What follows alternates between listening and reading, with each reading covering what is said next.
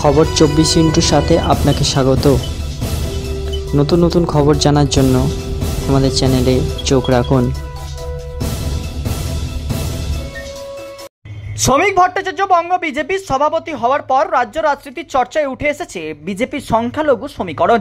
বারবার সংখ্যালঘুদের সঙ্গে থাকার কথা বলেছেন শ্রমিক। সায়েন্স সিটির অনুষ্ঠান মঞ্চ থেকে বিজেপির সদর দপ্তর সর্বত্র বক্তব্য রাখতে গিয়ে শ্রমিক বুঝিয়ে দিচ্ছেন বিজেপির সংখ্যালঘুদের উন্নয়ন চাইছে, তাই তারাও সঙ্গে থাকুক। এবার সেই সংখ্যালঘুদের উদ্দেশ্যে বার্তা দিতে গিয়ে ফিরাদ হাকিমের সন্তানদের পড়াশোনা নিয়ে প্রশ্ন তুললেন শ্রমিক ভট্টাচার্য।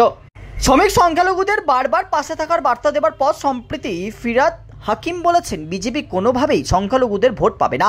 একথা শুনে শ্রমিক বলেন, ভোট পাওয়ার জন্য কোনো আবেদন করিনি, মুসলিম ভাইয়েরা ভোট না দিলেও তৃণমূলের বিসর্জন ঘটাবো।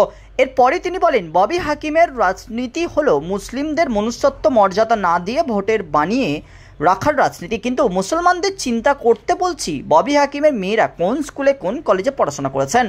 শুধু ফিরাদ হাকিম নয়, সিদ্দিকুল্লাহ চৌধুরী, জাভেদ খানের মতো তৃণমূল নেতাদের কথাও উল্লেখ করেন শ্রমিক।